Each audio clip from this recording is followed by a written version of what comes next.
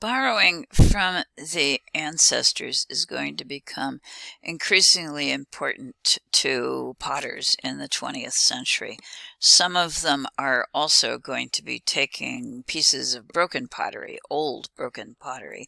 We call it shards or sherds, depending on how you want to pronounce it, taking these and grinding them up for temper in the clay that is being used to create a new vessel. This makes the link with the past and with the ancestors even stronger, and also obviously adds an emotional quality to this kind of very, very personal connection. Okay, with the Martinez family, we saw the use of the feather design, for example, going back to Mimbres. We're going to turn to another artist at another pueblo, at Acoma Pueblo, and her name is Lucy Lewis, and she becomes one of the superstars of the 20th century, giving us a very intensely active pottery surface, looking back both to ancestral Pueblo and also to Mimbres. This is a water vessel that was created by Lucy Lewis. She's making it following the same traditions as Maria Martinez, first making a prayer to Mother Earth before taking the clay, then coiling the vessel, which she works by hand. This was not made with a wheel. She's then going to scrape the walls of the vessel with tools probably made from gourds, and she is going to paint using clay slip and vegetable sources and minerals from the earth, basically products from the earth, to create the color on the surface. It's going to be fired then outside in a kind of non-official handmade kiln open to the earth, and the painted lines on this, and that this is really the crazy part of this, is going to, all of those lines will be put on using a yucca spine. So she's actually using a plant-based paintbrush also to create the intensely active lines that fill the surface of this, radiating out in geometric shapes and patterns. This vessel, which pinches ever so slightly at the top to keep the water from sloshing out of the container, is one of many vessels that would have been used until recently by women who would have gone daily to rock cisterns near the cliff walls to collect water. They would have to go below the mesa, essentially, to do that, to collect the water, to bring it back for cooking purposes, for drinking purposes, and for washing. And they would carry this on their heads. This is a rather traditional vessel shape. We're going to see another example that'll make it a little bit easier to understand. Consequently, the walls of this need to be fairly lightweight in order to reduce the heaviness on the top of the person's head as this vessel is being carried. It's been decorated with very crisp and very precise lines, radiating again out from the center of a geometric shape, giving this incredible energy. This is a closer look at the design surface of that vessel. Those lines are amazingly straight, and she's doing this by hand. Most of her vessels tend to be smallish in scale.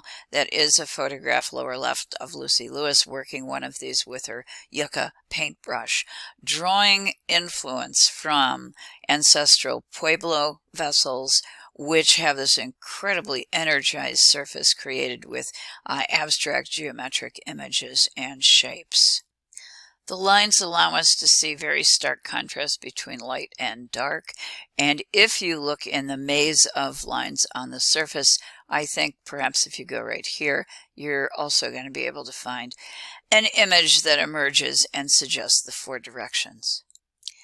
This is an additional example by Lucy Lewis, and this one pretty clearly derives from Mimbres. So she's drawing from a number of ancestral sources, essentially.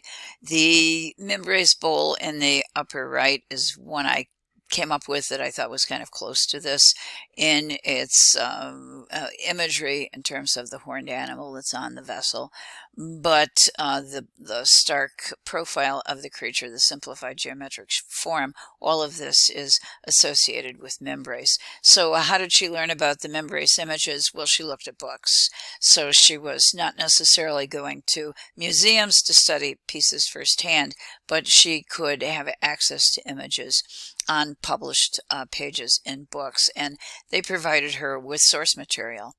I've included a shot of the bottom of this vessel, which includes Lucy Lewis's signature.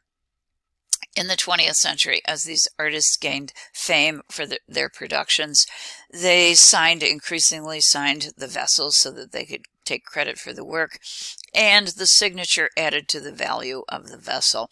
If you look at that old sticker on the bottom, which says number 3, $200, the value of this vessel today would far be in excess of $200. What this rising price situation does is encourage, particularly by the time we get to the 70s and 80s in the 20th century, it encourages a lot of looting of the ancient sites to try and collect ancient wares, which would have gone for extremely high prices on the art market. In addition to that, of course, it triggers a lot of forgeries, and that makes it difficult for collectors as well as for museums and for scholars, for art historians, and that's going to be continuing true today. This is the home of Lucy Lewis. It's Acoma Pueblo. It's also referred to as Sky City because of its height up in the air on top of a mesa. And the walls here, this bit right here, would come in somewhere around 367 feet. It's a sandstone mesa located in New Mexico, about 60 miles west of Albuquerque. This pueblo, we believe, was established sometime in the 12th century, if not before, and has been continuously inhabited since that time. It would have been created up on the mesa top for purposes of protection, to protect the inhabitants against people who were raiding, and it is one of the communities in the United States that is arguably the oldest. I'm not sure I can give you a specific one that is the oldest, but it would be among these Pueblo communities where we believe inhabitants established themselves and have successfully, more or less, maintained their communities up to the present time, far exceeding the rest of the United States, the European influences in the United States, which come in somewhere around 250 years.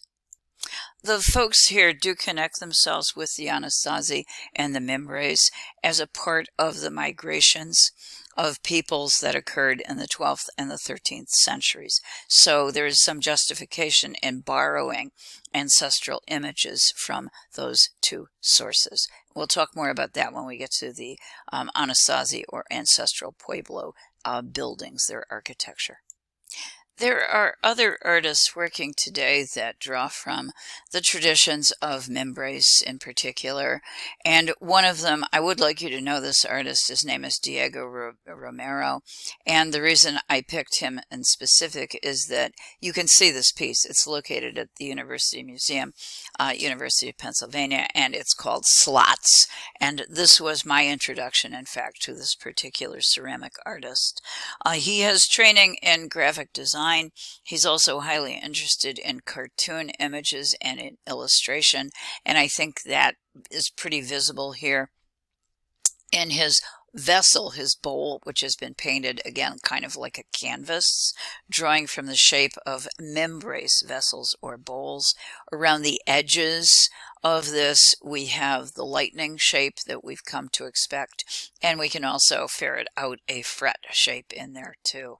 The central image, which this time really becomes the canvas, the window into the depiction that he wishes to convey, and it gives us depth as well, is one of his many depictions that is, I'm going to say, postmodern in nature, kind of reframing the imagery of the past with issues of the present and getting us to think about these and the problems that occur with bringing commercialism to the Native American population and dealing with other problems that come along with that. So we have a Native American, and his backdrop is a group of slot machines. And there are problems as well as blessings that come to Indian reservations when the Native American population is able to put in casinos, and the question of how those casinos perhaps cheapen Native American heritage and make it increasingly commercial. So we're caught in a kind of double-edged situation in terms of evaluating these. And Romero is able to deal with that in a way that causes the viewer to think about it. He's using heavy black lines and a kind of storytelling narrative that is reminiscent of cartoon-like illustrations. Okay, this is him. He was born in the 60s, and he is very much in tune with ideas that we would associate with the postmodern world, getting us to take traditional images, revisioning them, and reassessing the meaning in a cultural or a social or a political landscape. His style also specifically draws from the modern teachings of illustration and of graphic design, as well as, I think you can see, cartooning, using all along the membrace format and the design elements, but particularly this vessel, the bowl, which was a famous shape for a ceramic vessel used by membrace. The one on the left is called Broke Car Landscape, and I think the car that's apparently broken down without even a door references the poverty that still plagues many of the local Native American communities. It is in the vessel shape of membrace, and it has other references to membrace designs. But one of the things I haven't pointed out yet that I should point out are these two depictions up here. And those are the old symbolic images that reference rain and the hope, essentially, from the spirit realm to bring something that will cause the landscape to flourish and allow us to survive. So a very, very blending and mixing of traditions in a social kind of commentary way, causing people to rethink the situation of the Native American population.